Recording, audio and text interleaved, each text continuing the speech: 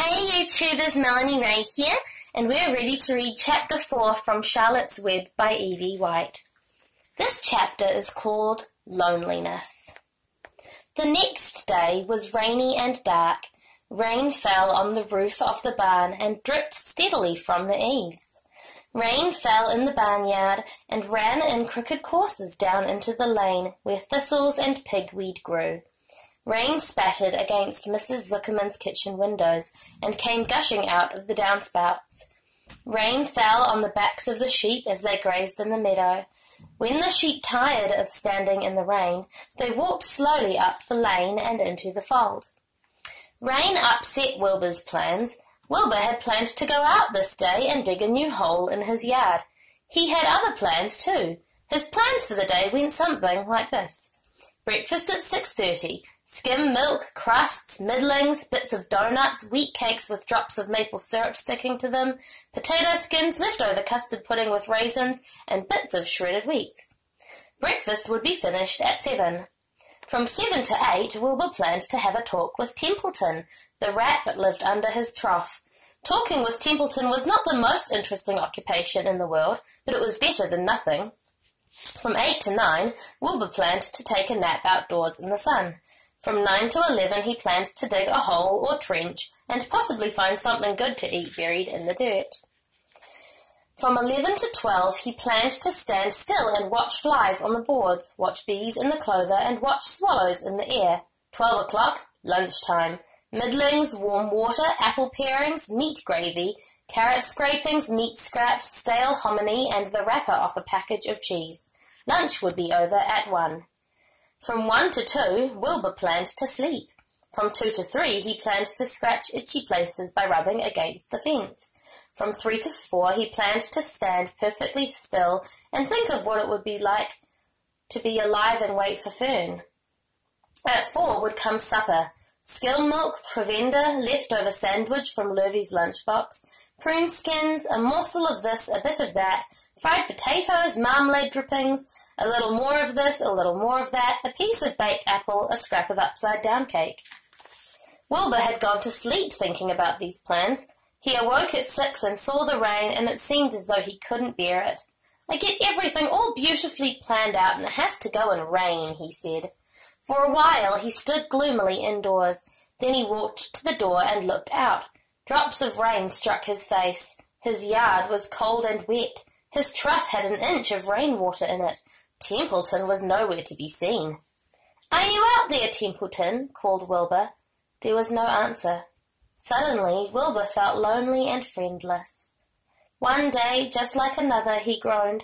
"I'm very young. I have no real friend here in the barn.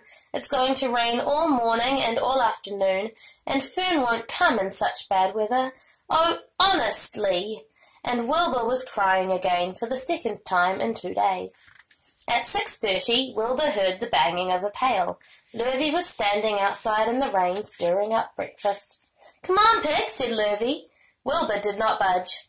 Lurvy dumped the slops, scraped the pail, and walked away.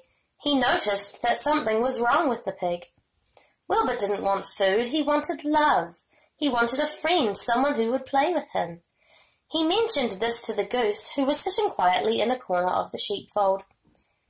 "Will you come over and play with me?" he asked. "Sorry, sonny, sorry," said the goose. "I'm sitting on my eggs. 8 of them. Gotta keep them toasty warm. I have to stay right here. I'm no flibbity-ibbity-gibbet. I do not play when there are eggs to hatch. I'm expecting goslings."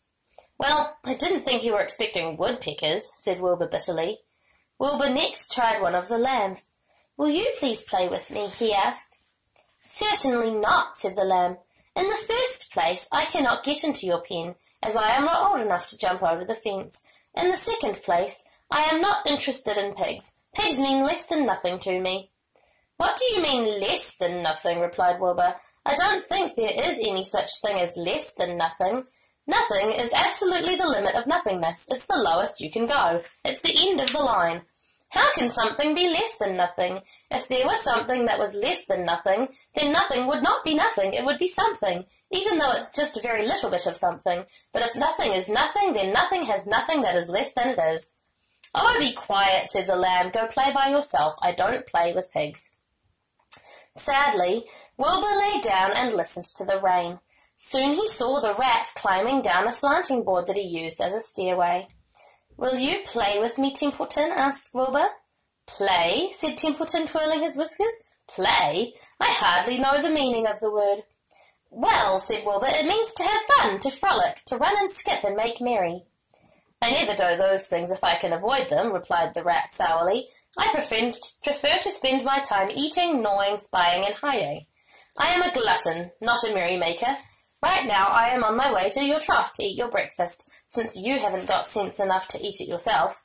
And Templeton the rat crept stealthily along the wall and disappeared into a private tunnel that he had dug between the door and the trough in Wilbur's yard. Templeton was a crafty rat, and he had things pretty much his own way. The tunnel was an example of his skill and cunning. The tunnel enabled him to get from the barn to his hiding place under the pig trough without coming out into the open. He had tunnels and runways all over Mr. Zuckerman's farm, and could get from one place to another without being seen. Usually he slept during the daytime and was abroad only after dark. Wilbur watched him disappear into his tunnel. In a moment he saw the rat's sharp nose poke out from underneath the wooden trough. Cautiously, Templeton pulled himself up over the edge of the trough. This was almost more than Wilbur could stand. On this dreary, rainy day, to see his breakfast being eaten by somebody else. He knew Templeton was getting soaked out there in the pouring rain, but even that didn't comfort him. Friendless, dejected and hungry, he threw himself down in the manure and sobbed. And there's a sad picture of Wilbur crying. Late that afternoon, Lurvy went to Mr. Zuckerman.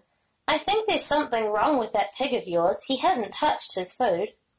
"Give him 2 spoonfuls of sulphur and a little molasses," said Mr. Zuckerman. Wilbur couldn't believe what was happening to him when Lurvy caught him and forced the medicine down his throat. This was certainly the worst day of his life. He didn't know whether he could endure the awful loneliness any more. Darkness settled over everything. Soon there were only shadows and the noises of the sheep chewing their cuds, and occasionally the rattle of a cow chain up overhead. You can imagine Wilbur's surprise when out of the darkness came a small voice he had never heard before. It sounded rather thin, but pleasant. "Do you want a friend, Wilbur?" it said. "I'll be a friend to you. I've watched you all day, and I like you." "But I can't see you," said Wilbur, jumping to his feet. "Where are you? And who are you?" "I'm right up here," said the voice. "Go to sleep. You'll see me in the morning." And that's the end of the chapter. I can't wait for tomorrow when my favourite character gets properly introduced. Bye for now.